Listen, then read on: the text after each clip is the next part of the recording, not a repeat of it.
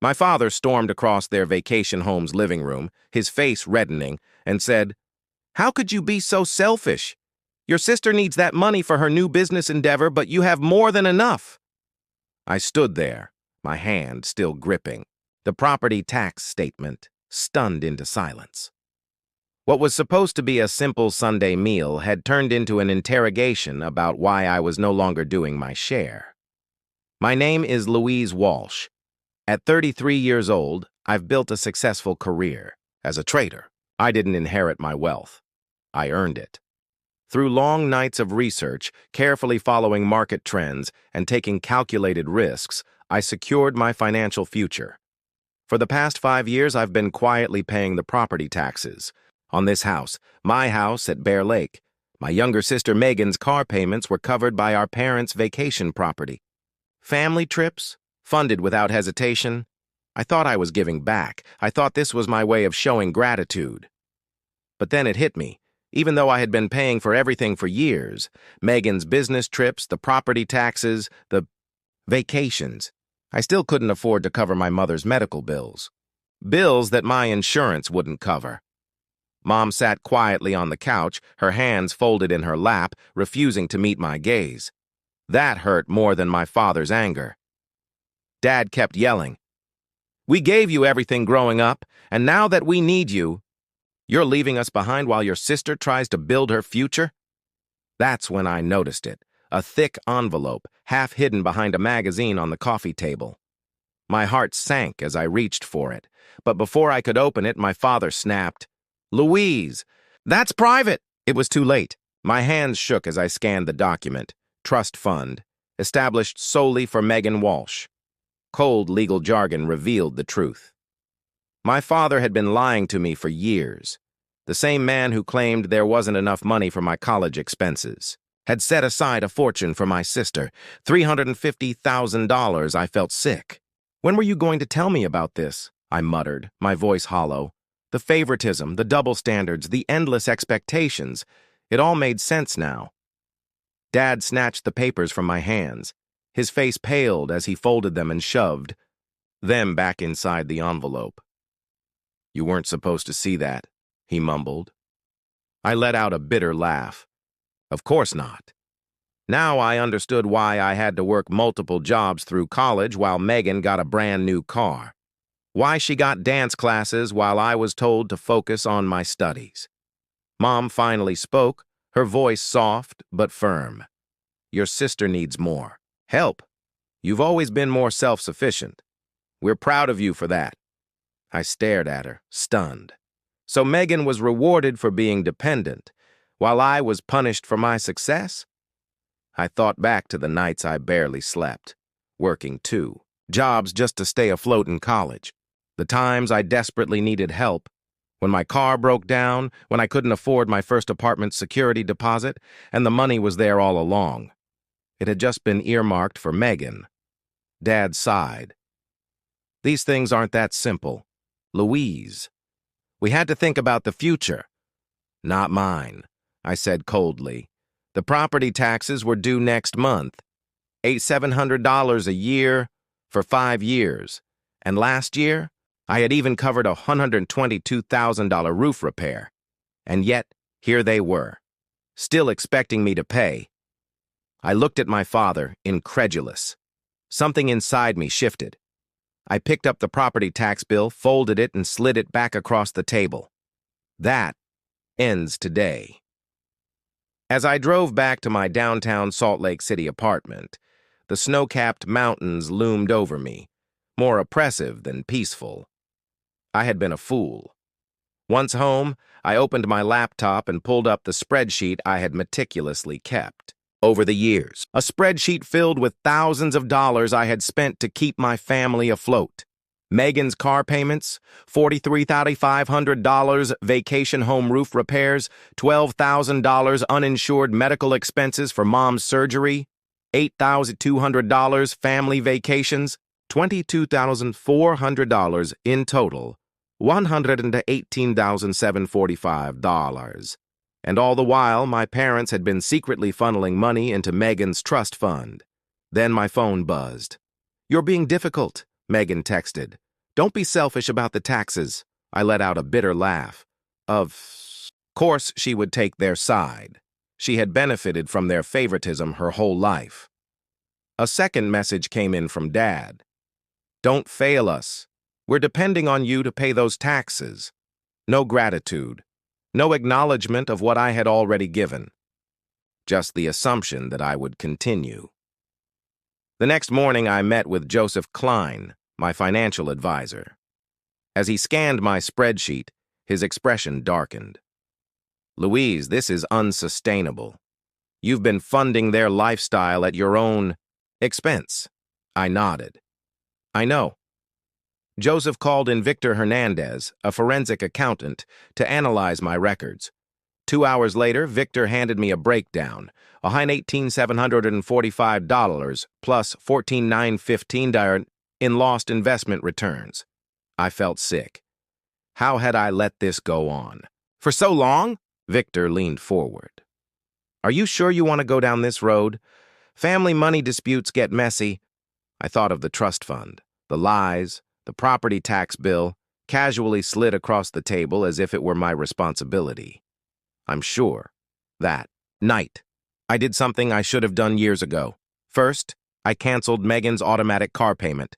Then, I removed myself as the payer for all family accounts. Finally, I transferred $120,000 into an independent investment fund under my name. For the first time in years, I felt free. By noon the next day, my phone was flooded with texts. Megan called 7 times. Then came the frantic messages. WTF, Louise. My car payment got denied. I have plans this weekend. Dad is furious. Fix this. I turned off my phone. Let them figure it out. For the first time in my life, I wasn't going to be their safety net, and it felt damn good. You can't just ignore your obligations to this family. I choose to ignore them all and concentrate on. The markets were erratic during my trading day, necessitating my whole focus just after closing my... Louise's voice cracked as I listened to the one message my mother had left her. The property tax notification included a late fee warning. Megan couldn't make her auto payment, and your father is inconsolable. We don't understand why you're acting this way, but we can discuss whatever's upsetting you. She will lose her car. Please give us a call back. The trust fund issue was not acknowledged, nor were the years of my financial support. The pressure to return to the status quo was immense. I was writing a measured response when my intercom buzzed. The voice of the building security guard, M. Walsh, came through the speaker. Your father is really insistent about seeing you, he said, making my stomach knot. I groaned and told him I wasn't available. He said he wouldn't leave until you came down. Call the cops if he doesn't go, ma'am. 20 minutes later, I got an SMS. My cousin Thomas just witnessed Uncle Greg being led by security out of your building. From an unidentified number. What's up? Are you all right? I hadn't spoken to Thomas in months, but I texted back, I'm good. Family financial dispute. But his reply took me aback. It's about time you confronted them. Megan has been wrong about the way they've treated you.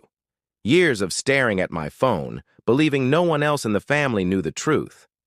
But Thomas's words were surprising and incredibly reassuring. At exactly 7 p.m., my doorbell rang.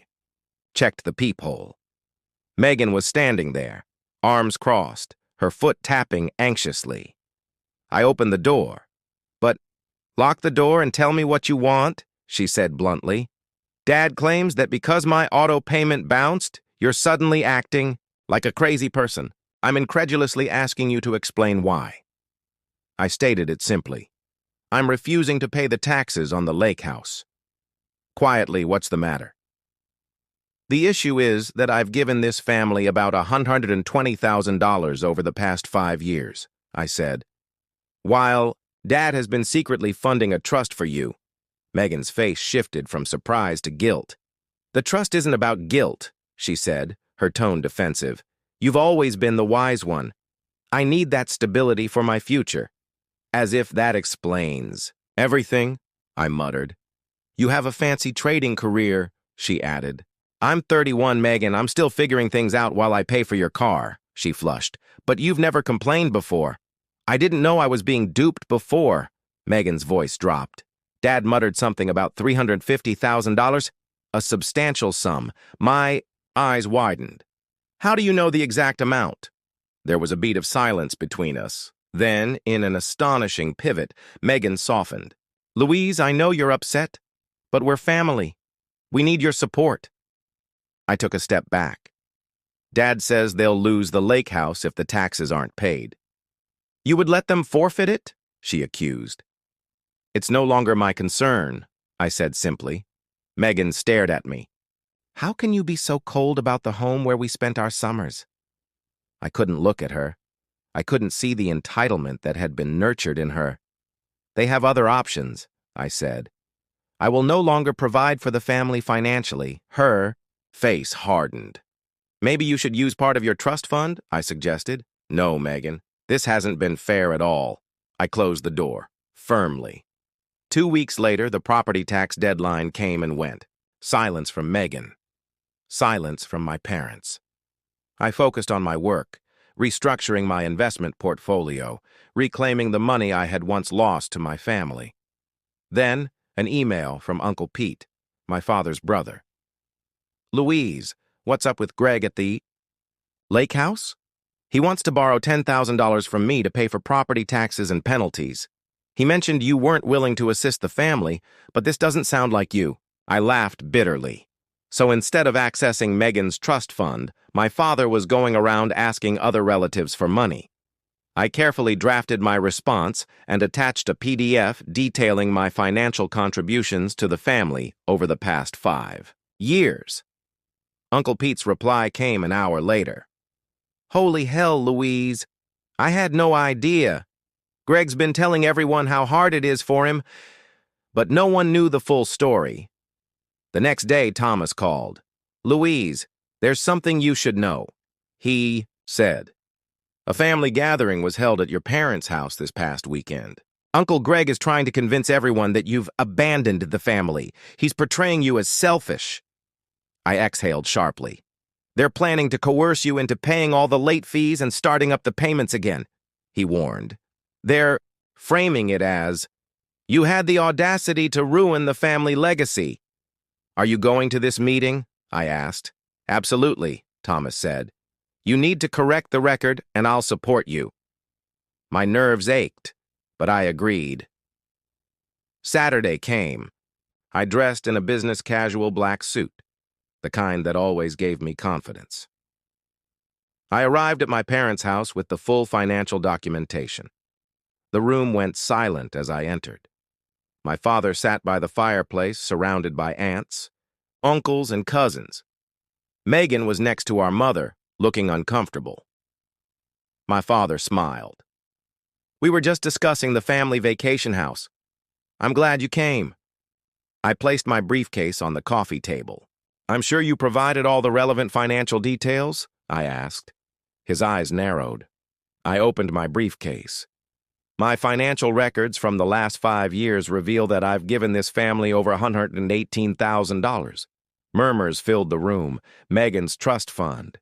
The vacations, the car payments, my father's face flushed deep red. These are private family matters, he thundered. Uncle Pete intervened. Family matters, yes, but fairness matters too. My father's gaze met mine. I saw something I had never seen before. Fear. His carefully crafted story was falling apart. Then, to my astonishment, he stormed out of the meeting. My mother and Megan followed, Megan in tears. Afterward, Uncle Pete pulled me aside. If you've been paying the property taxes all this time, he said, you should have had ownership. I hadn't thought about that. 3 days later, my father texted, property taxes are due, no apology, no acknowledgement. I sent him one reply, a notarized document listing my total contributions. An hour later, Megan called. Louise, she said, her voice shaking. I just saw the paperwork. Is it really that much? $118,000, I confirmed. Long silence.